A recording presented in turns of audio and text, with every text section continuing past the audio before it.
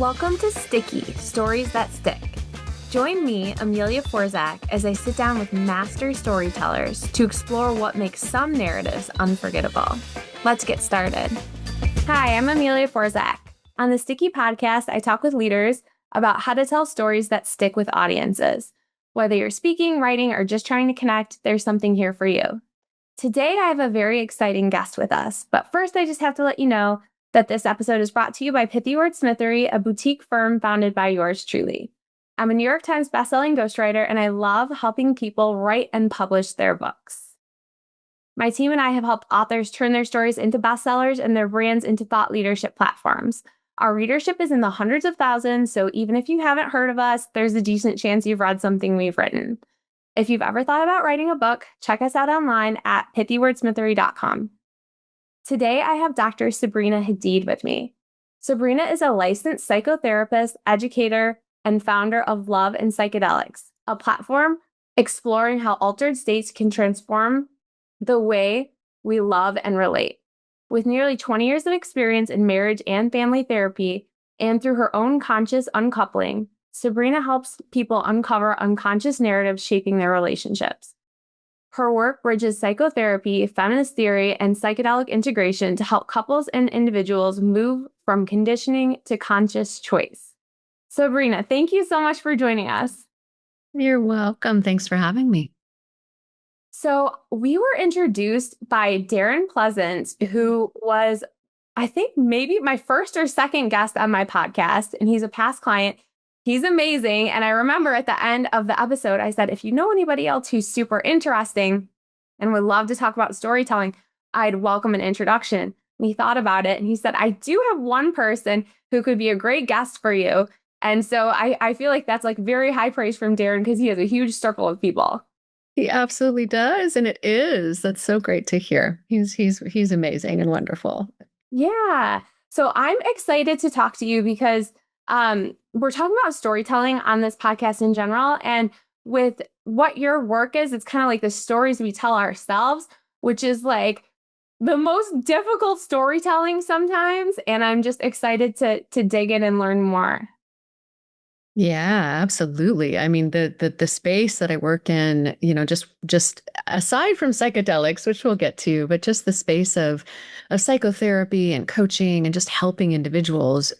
This is a theme that is at the core of the work that I do, no matter the specialties that I use and the certifications. I mean, we are beings that have a lived experience, and we tell ourselves stories about what that means, and we inherit stories as well. And so oftentimes in my work, I end up talking about that, from the beginning all the way until somebody feels like they've gotten what they need and they hopefully move on with a story more on their terms. Yeah. So I think therapy has gotten so much more popular and prevalent in the past years and maybe even, I don't know, a decade or more. You probably know more about that than I would, but it's not really a stigma anymore to say you're talking to your therapist. Most people know a lot about therapy, but putting the psychedelics in there is new for a lot of people, especially just based on laws and what's even available to people. So tell me a little bit, how does it work? Yeah, it's such a good question. So I want to start with kind of starting smaller and then zooming out. So small, there's so many different psychedelics. So the ones that I'm most familiar with, the ones that I work with in my practice legally, I work with ketamine and I work with psilocybin. And right now in our country, in the United States, ketamine is considered legal, so it's prescribed by a medical doctor, which I am not. But I work with medical doctors and I work with nurse psych practitioners and things like that to get people medically screened and prescribed the medication, which is ketamine. And then, from there we do some work, which I'll talk about in a moment. But psilocybin is a separate, that's like Love and Psychedelics, my practice and my website that you mentioned is it's a separate business because it has to be in the state of Oregon. So for those that are unfamiliar, in the state of Oregon, we are one of the first states, I think, alongside maybe Colorado, to have a legal framework where we can offer and serve this medicine, psilocybin, magic mushrooms, they're also known as, in a safe environment that is regulated, and people can, access this kind of healing, guided in a guided way, right? I mean, most people can access magic mushrooms like for festivals and things like that in the underground, we call it, or in the not so legal way. But this is very different. Psychedelic assisted therapy or even psychedelic healing work is very intentional. And so the two that I work with, like I said, ketamine and psilocybin, I work with them quite similarly, even though, in the state, they're separate businesses, so to speak. It's very similar. So what that looks like is there's a screening, of course, to see, what someone is hoping to get out of that work. And then, if they're cleared based on what they're hoping, but also any medications that they're on, or, medical history that might impact the safety of taking the psychedelic. So once they're cleared, we then make a plan for that work. Before I go there, I'll just say briefly that in general, what we know about psychedelics, so why are they helpful in this way? Is that they seem to soften our defenses. They seem to soften our internal defenses, right? So the stories we have, whether those are limiting beliefs, whether those are fear-based, trauma reactions, inherited stories, the things that get in the way of our ability to connect with what I would call maybe our true selves or our core selves. So they soften defenses in a way that allows us to do deeper level work, or even to see parts of ourselves and our stories that we wouldn't necessarily access, even in traditional therapy. And so, like, I'm sure you're familiar with this, but in psychedelic work, they often say it's like 2 years of therapy in one session, one medicine session. And to some degree, that tracks. In the work I've done, I do see people make much more expedited progress than they would in traditional therapy, because we are cognitive beings. So we often get in our own way. We try to think our way into understanding, think our way into better action, and it's tricky. So psychedelics help soften that noise. Yeah, I hope I didn't take us too much off track, but those are my initial thoughts. So the two I work with, ketamine and psilocybin, and then kind of the loose framework of what and how do they work. Yeah. No, it's so interesting to also just hear like the science behind it. It's not just like we're not doing this to party, we're not doing this just to have a good time. It's not like that kind of therapy. So it's something that can actually just change your perspective and your viewpoint, and get you unstuck. And that's kind of that. I feel like that's at least with mental health, you hear like the story you tell yourself, like that's the thing. Whatever you keep telling yourself is the thing you'll believe, and then your actions will come from that. And so if you're stuck in a certain way of thinking, it can be really detrimental in a lot of ways, right? Absolutely. Absolutely. Yeah. And I think a lot of people can relate to just, it's almost like I heard someone, I wish I could remember who it was. I heard somebody describe psychedelic work, sort of like skis or a sled that goes down the same path in the snow over and over, and these tracks that are formed. And that it becomes, that's like the tracks in our, inner world. And it becomes more and more difficult to change tracks or to turn or to shift course, right? Because we're just sort of like wedged in in these tracks. And so psychedelics, for so many reasons that are outside the scope of, just this conversation, but for so many reasons, they seem to, almost like shaking up a snow globe, soften those tracks so that you can more easily kind of make a turn or a shift.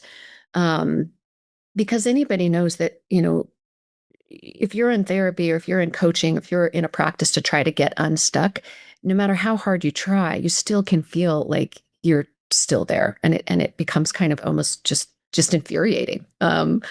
and we can get in our own ways. And then we have all the stories around, why is it I'm still stuck? Whose fault is it? Whose fault isn't it? That kind of thing. So psychedelics help us kind of get out of our own way is another way to think of it. Yeah. That's so interesting. So I have a personal interest in this, and I'll tell you my experience with how I had started just like thinking about this. But I had a psychedelic experience that helped me get over a lifelong phobia.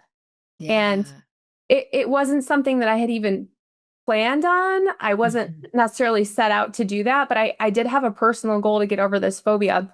I'll tell you, I was afraid of birds. Like as long as I can remember, I was always scared of birds, which is a really inconvenient thing to be afraid of because they're everywhere. And I think my friends and family were like, I'm so sick of me like screaming when I'm just trying to have a drink on a patio or whatever, and just being dramatic about these birds all the time. And I was looking into like, how can I think differently about this? How can I like just try to get over it? And everything involved like exposure, which is the thing that I didn't want to do at all, where I'm like, I don't want to be closer to birds, you know? And so I had this goal of getting over it, and I didn't know how I was going to accomplish that.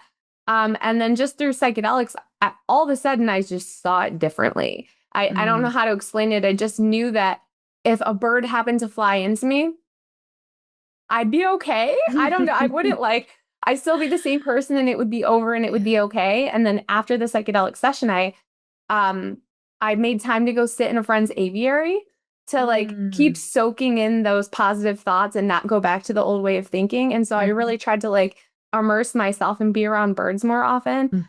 And I even remember going on a trip. You know how sometimes they have those big birds and you can pay $10 to hold an exotic bird? Totally. I did that, which is like a huge accomplishment for me. Yeah. Like my parents couldn't believe it. And Absolutely. so after that happened, I was like, oh my God, like the psychedelics have such incredible power to help people. I'm just curious to learn more. Yeah. Yeah. Yeah, your story is such a great example.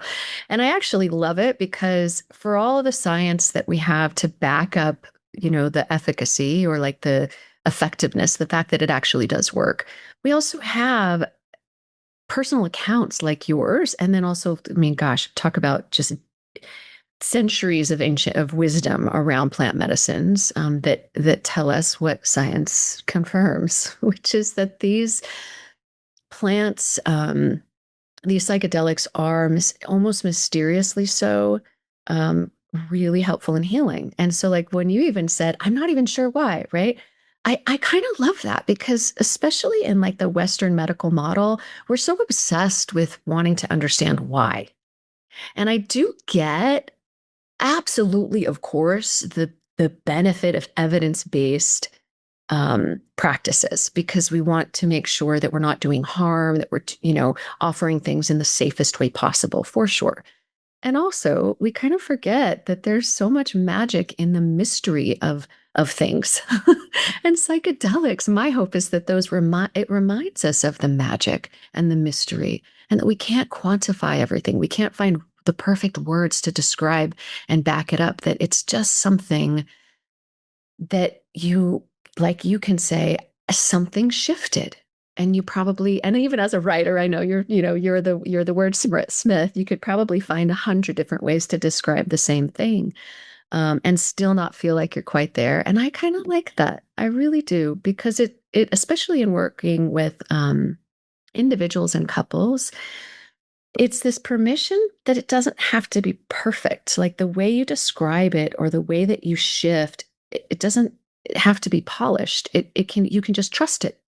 You can trust that, we just are better. We are communicating more effectively. We are, more gentle with one another. I do think there are words that come up quite a bit after psychedelic work. And I often use those words like soften. There is a softening that can happen. Shifting is another common one.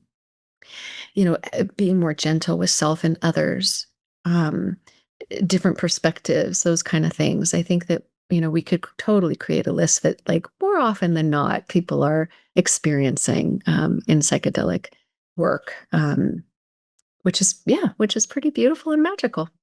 Yeah, definitely. So we probably are, just in general, most of us are harder on ourselves than we need to be and harder on others. And that probably creates just a lot of like unhappiness and conflict.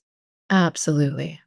Absolutely. I mean, and that's where stories come in. And that's where the exploration of stories becomes so important and powerful. I mean, even again, separate from psychedelics, that's the case. Like this, oftentimes when I'm working with an individual or couples, because I do specialize in working with couples, um, we will talk about, let's start with your love story for yourself and love story you have together. And what's the story you have around conflict, right? Desire, separation, divorce, uncoupling, depending on what someone's coming to me with.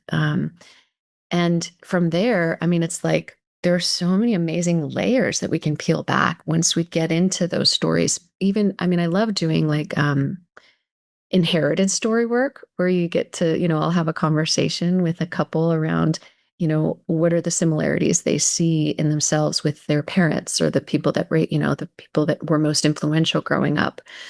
For better or worse, right? Not always for worse. We don't always in therapy and this work focus on the negative. We definitely want to focus on the positive. And it really helps individuals to better understand where their stories came from and what's the meaning that they've assigned. I mean, and that's probably from my roots I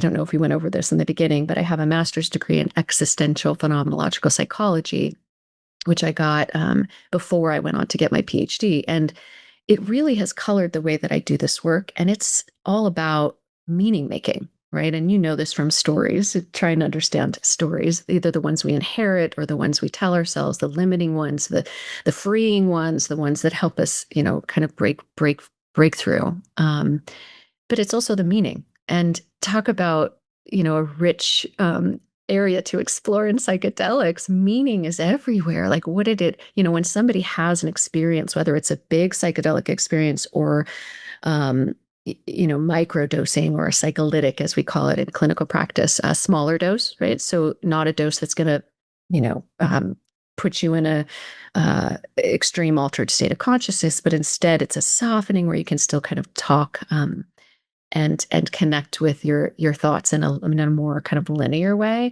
So psychedelics are such a rich area to explore meaning. Mm-hmm. And so I mean, basically where I was going with all of that was to help explain the process that I often see happen with couples and individuals with either small doses or bigger doses. I mean, it really, there are beautiful things to come out of both. And that is that they have a deeper understanding of not only what their stories are, but what they mean to them, not to someone else, but to them. We'll talk about what do they mean to someone else, right? Perception. This comes up a lot with, I know you mentioned conscious uncoupling, or I like to call it collaborative or amicable uncoupling. I think conscious uncoupling is a term coined by Catherine Woodward, I think. And so anyway, it's basically like amicable uncoupling. Like, how do we have an ending or an uncoupling, break apart that feels more loving, that feels more collaborative, and that can be a beautiful space. So, for instance, when we explore stories around that, I'll often encourage people to reflect on what does it mean to you to be uncoupled or divorced, right? We hear that term if they're married and then they're getting divorced. And it's amazing the different negative stigmas and negative like narratives that people have around that. And what an amazing shift it can be to just come up with different ways to say what's happening. So I'm uncoupling, I'm getting a divorce. What does that mean to me? What am I afraid that people will judge? What do I want this ending to look like? What do I want the story to be? And we start kind of with bigger, and then we zoom into, sort of more tangible. So it could be like, well, I want my story to actually be a story of reclaiming myself. I want my story to be one where I'm able to uncouple and thrive. And then we get into, okay, well, what do you need to help that happen? What do you need to let go of? What do you want to cling to? What's important to you? So it's really magical stuff with or without psychedelics. Psychedelics just help enhance and expedite. This is such one of the like the most difficult things people will ever go through. And so you're offering help at a time when people need it the most. Absolutely. When you do these sessions, are you usually working with both people who are separating or just one? Well, it depends, right? So I know on my website there's like three different tracks that are outlined. One is like the discernment track. One is the deepen, so if there's a couple, they come in and they don't really want to end, they don't want to uncouple or divorce, but they're struggling, and they want to sort of deepen and see how psychedelics can help them get reconnected with things that they've lost or even kind of set new intentions and come together. So in that case, I would work with both of them. For discernment, as you can imagine, it kind of could go either way. So and I have had couples come in undecided and wanting help with figuring out what direction to head in. Do they want are they going to head in the direction of uncoupling or head in the direction of trying to strengthen? And sometimes if they end up, if one, all it takes is one that wants to uncouple, sometimes that inevitably means that someone else is no longer interested in doing that work together. And so then I'll work with them individually. But I have had couples that stay in the process together, even in the uncoupling. And that's ideal, of course, but not always possible for different reasons. And I hold that with such compassion and tenderness because everyone's in a different place. And, I mean, even in high conflict uncoupling and divorce, there's still room for even just one person in the high conflict relationship to choose a better course for themselves. Because as you know, it's so easy to get sucked into that toxic story from a high conflict divorce. And it's been so beautiful, Amelia. I tell you, it's been one of the most sort of paths in my work that I hold so dear is when there's high conflict or mess or toxicity and one person chooses to not get stuck or entangled in that. And it's really hard. It's easy for me to sit here and say, because I have, and, talked about my own uncoupling story, which was lovely. I happened to have a lovely, it wasn't high conflict. It was very low. There was very little conflict. And that's such a unique situation. Not many people can relate to that. And I know that. But when there is high conflict and one person stays anchored in, nope, I'm not going to lose myself in this. I'm not, especially when there are kids involved. When there are kids involved, my goodness, the priority becomes so much more intense to find a way through it where you're still standing. And not just literally, but figuratively still standing, like still anchored in your power. And maybe that looks like you exploring your identity differently now. Like, who am I separate from this marriage? Who am I as a now that I'm not in my case, a wife, right? Or who am I separate from my role as a mom? That kind of Yeah. thing. It's just beautiful. So many identity transitions during that point, which transitions change, like that's just hard for most people, Yeah. no matter what point in your life you are. But tell me about how you've seen this work just change the way that people are thinking about maybe themselves or about their Yeah. partner. And just sort of like, I would assume that after doing this work, it feels like they're coming back to themselves and Yes. finding themselves more. That's right. That's right. That's you. I mean, you hit it on the nail. You hit the head on the nail.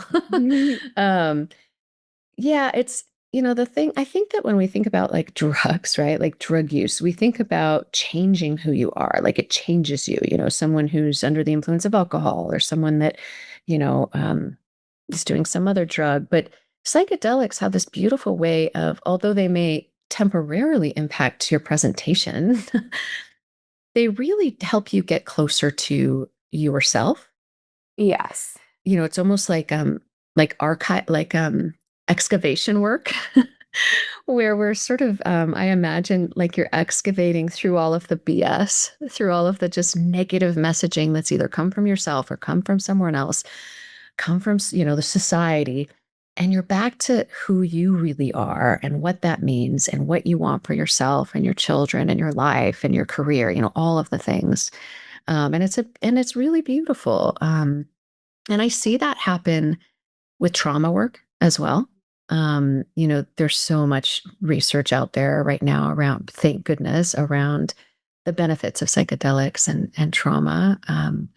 Because especially if we think about trauma in the context of stories, that's really important. The story we have about our trauma, what it means, um, the degree to which we identify with it or don't, who we are separate from it, how it is driving our story, or we want to put it in the back seat instead, all of that can, in the right set and setting, we call it, and guidance, it can transform how someone holds it, like in their bodies and in their minds. And it's, I think, just always a beautiful thing. And there's maybe change in my tone here because I do also want to always caution that it's really important to do this work with a guided professional, with a trained professional, someone that, so not just a friend that's well intended, although I'm sure those can be positive experiences.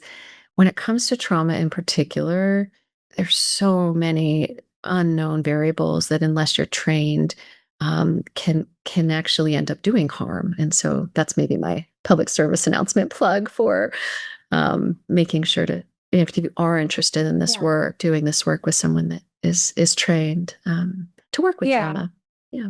There, of course, yes, definitely want to be careful and make sure that you're doing things responsibly. But I liked how you were saying that it really, psychedelics a lot of the time kind of help carve through all the BS and help you bring back to your true self. Because it's almost like we do pick up so much baggage in this world, right? So many worries and so many things pulling us in different directions. And when we go through bad things, it changes the story that we tell ourselves, and it can become more negative. And sort of like this kind of work can help you just clear through all of that and get rid of it and have sort of just like a fresh start.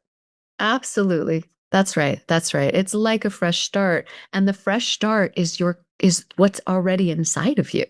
That's the beautiful thing. It's not like you are reinventing yourself from nothing. It's like there's so many layers to every human being. And psychedelics and somatic work, right? Because it's not just cognitive work. It's in your body. It's in your, it's in your mind, it's in your body, it's in your spirit. These altered states of consciousness help reveal those deeper narratives or stories, and then help us unpack them differently, because we get caught in that logical way. Yeah. Yeah. So I feel like this is becoming a little bit more mainstream than it has in the past. It's legal in a couple states now. Mm-hmm. And so like the story as a society that we're talking about psychedelics is changing, and it is becoming something that is more accepted in various contexts, especially with trauma. But like, how do you see that changing? Like as it becomes more acceptable, like, are you finding that more people are getting curious about it? Or like, how do you think this is just going to impact society in general? Yeah. Gosh, it's such a big question. I think I'll answer it in I'll try to be succinct, a few different ways. I think that what I see happening that is a beautiful thing is the ripple effect of just word of mouth, that more people are accessing these medicines. And so their stories are now being heard by more people. And so the curiosity sparks.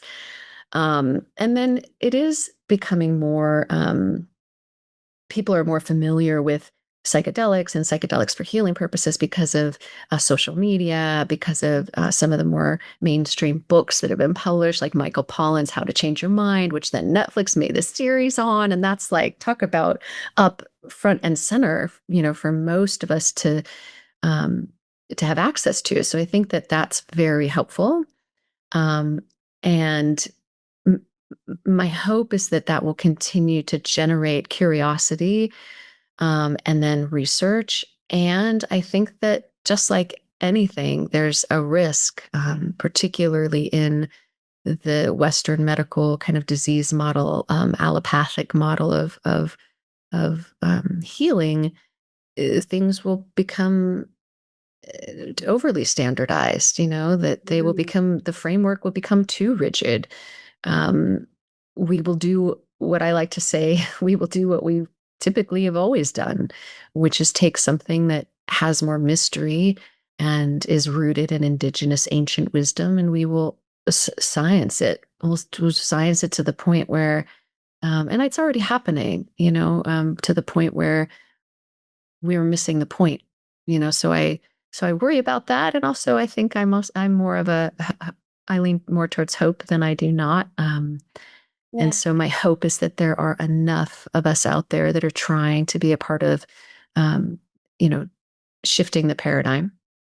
Um, so yeah, I mean, that's the way I'll answer it for now. I think these frameworks are really, really wonderful. Like Oregon, and I'm super proud to be an Oregonian. To be in a state where we are pioneering this in a above ground way. I do think we have a long way to go. I think there are limitations, and hopefully we will continue to evolve rather than get stuck in thinking this is the only way or that this is the best way. So Yeah.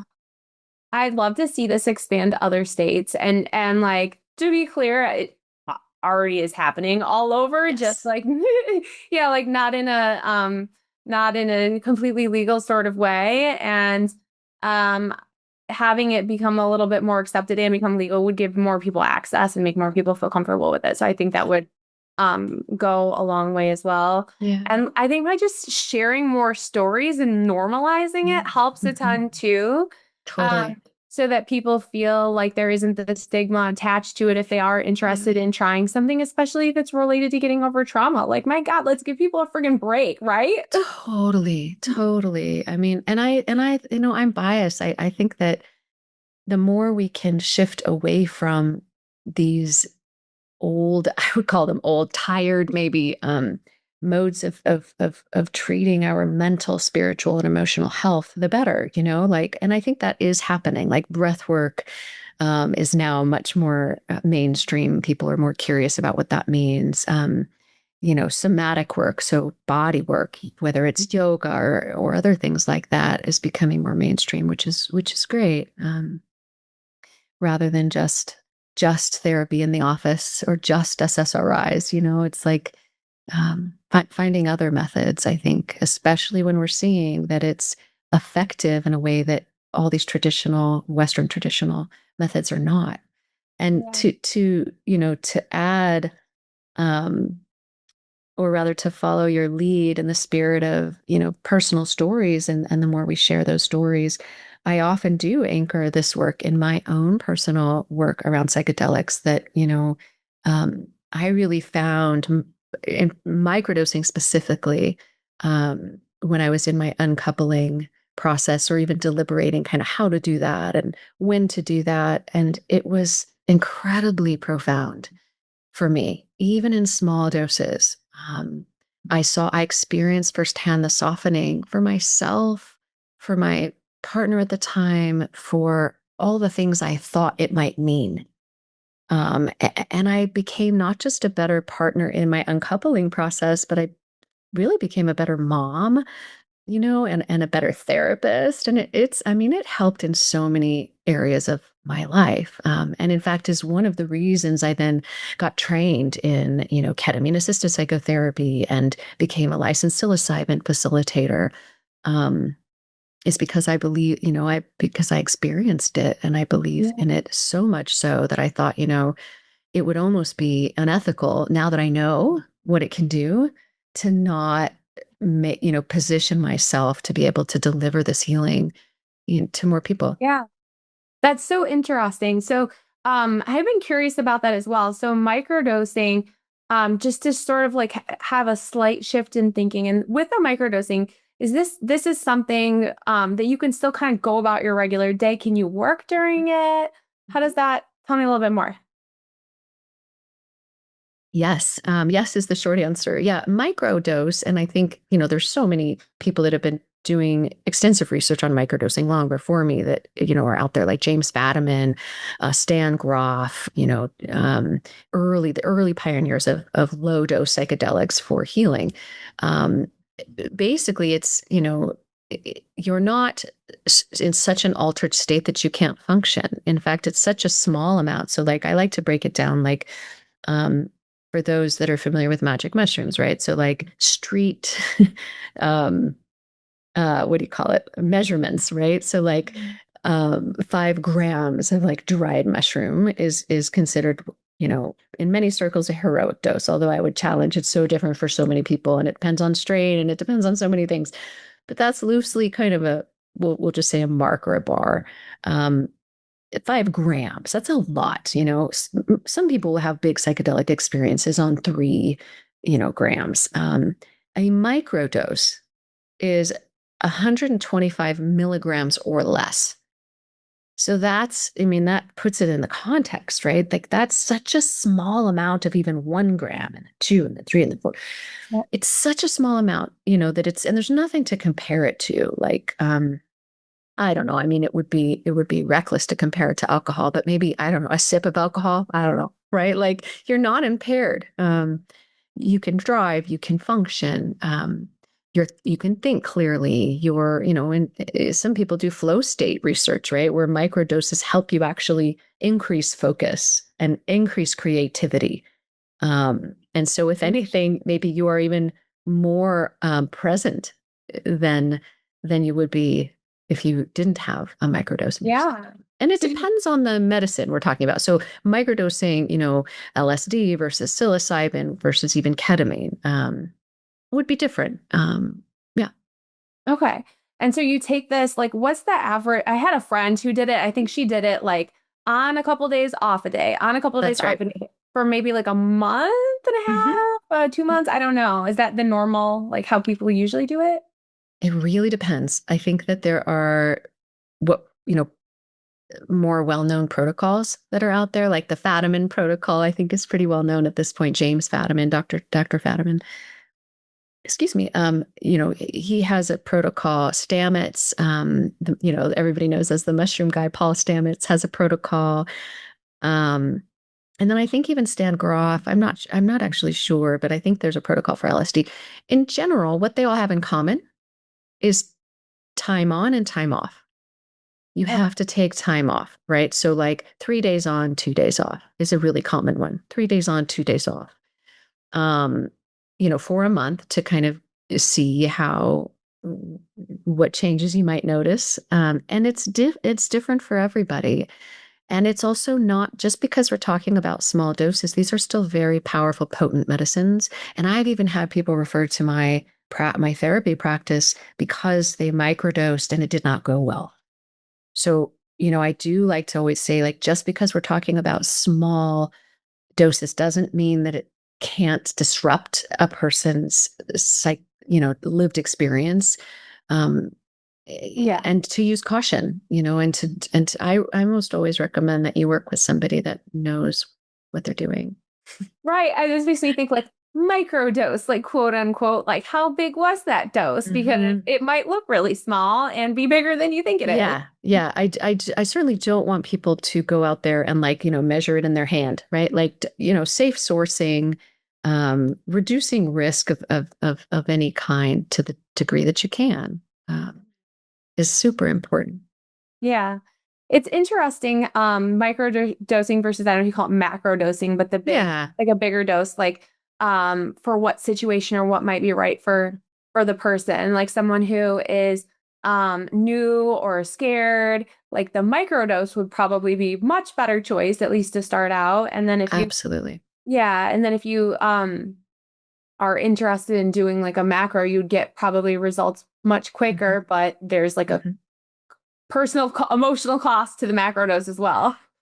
Yeah, for sure. That preparation is really important, like understanding the person's relationship with psychedelics, whether it's a very new relationship or whether it's a long-standing one. It's important to know that before a dosing is decided on. And it's a negotiation. It's one of the things I love about the messaging, I guess, or the gift that psychedelic medicine is bringing us in a way that like SSRIs, for instance, right? Traditional anti-anxiety, antidepressant medications don't, there's never a negotiation with those medicines. It's not like, hey, let's meet Zoloft and hold it to our hearts and infuse it with our intentions and talk with our doctor. I mean, so hopefully your prescribing doc is talking to you about dosing, but that doesn't always happen, sometimes. And it's very much like, I'm just going to prescribe you the starting dose that's like typical for everyone. And there's really not a conversation.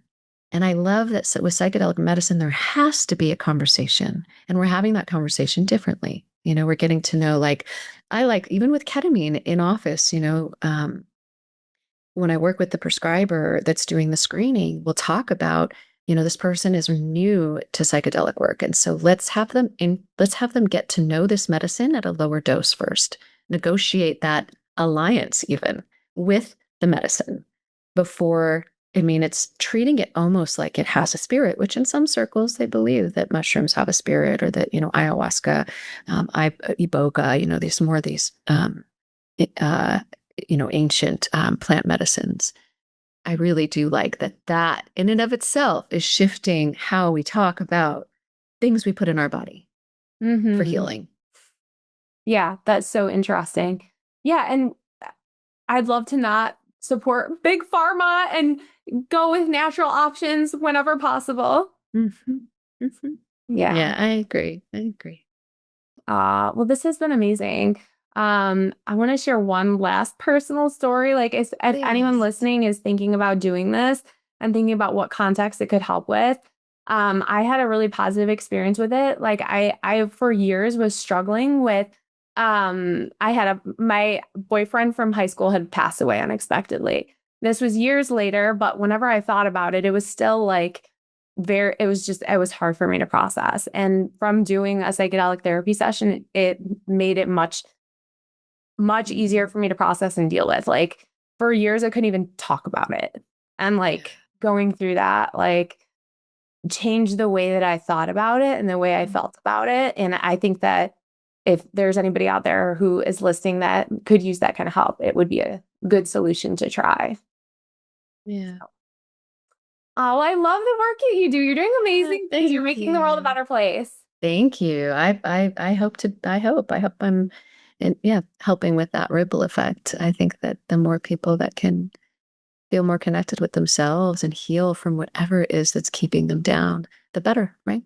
The ripple effect that has for society. Yeah, absolutely. For the family, right? Generational healing. That's intergenerational healing. It starts with you, and then it's a ripple effect. Yeah. I love that. Where can people go to learn more about you and stay connected? Yeah, thank you so much. I have two different websites. I have my primary professional website, which is www.drsabrinahadeed.com. So drsabrinahadeed.com. And then there's my psychedelic website for couples and individuals, and that's www.loveandpsychedelics.com. So those are the two primary places. And, I often will run coaching groups for, like I have one coming up that'll start in March for newly divorced or divorcing mamas. And that's a non-psychedelic group, that's coming up. But then I also have other groups that are just rolling throughout the year. Very cool. So people can check that out and stay in touch. And thank you for having me. This was so wonderful. Thank you so much for joining me. Again, this is Dr. Sabrina Hadeed. I'm Amelia Forzak. And for everyone out there listening, know that you have a story worth telling. Thanks for listening to Sticky, Stories That Stick. We'll see you again next time. Be sure to click subscribe to get future episodes.